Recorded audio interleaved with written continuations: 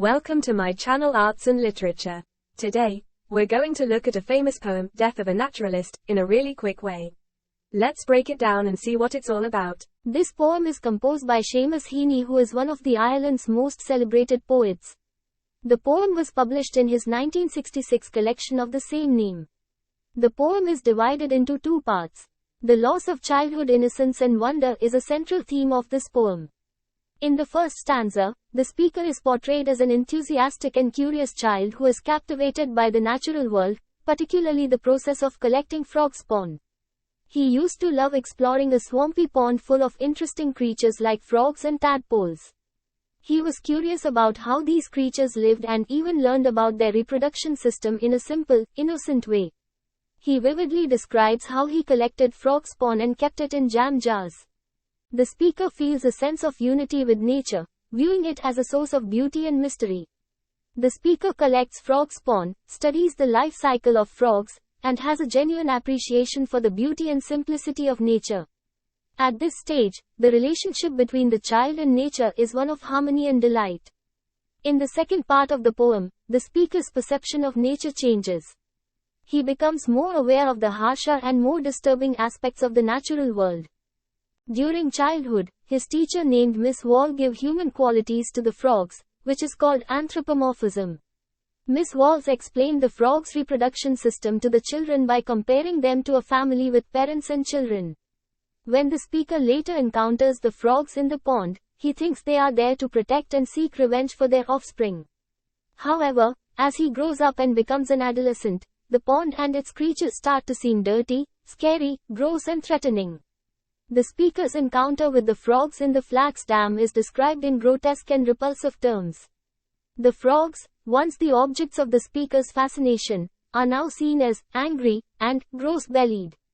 The poem's progression from the first stanza to the second stanza reflects the loss of childhood innocence, and the dawning realization of the harsher realities of the natural world also highlights the child's innocent view of the world changes as he enters adolescence. The speaker can't return to the simple joy of childhood, symbolizing the difficult transition to adolescence. Let's delve into the symbol of the poem to better understand the poem. The Flax Dam. This artificial pond or swampy area represents the speaker's childhood and innocence. In the first stanza, it is a place of wonder and exploration, filled with the joy of discovery. However, in the second stanza, it becomes a symbol of the loss of innocence and the speaker's growing awareness of the less pleasant aspects of life. The frogs. The frogs are a complex symbol. In the first stanza, they represent the beauty and simplicity of the natural world. However, in the second stanza, they symbolize the loss of innocence, as the speaker anthropomorphizes them, seeing them as a threat and a source of fear. Frog spawn. Frog spawn represents the cycle of life, growth, and reproduction. The jam jars. The jam jars in the first stanza symbolize the speaker's youthful curiosity and desire to collect and preserve the wonders of nature. They also represent a kind of containment or preservation of innocence.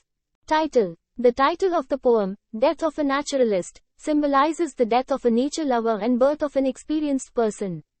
Language and sound. Heaney's use of language is rich and sensory. He carefully selects words and phrases that evoke a sense of the tactile and olfactory experiences of the natural world. The sounds in the poem, such as the alliteration in, spawned on swords, and the onomatopoeic, slap and plop, create a vivid auditory experience for the reader. The poem also explores the changing relationship between the speaker and nature.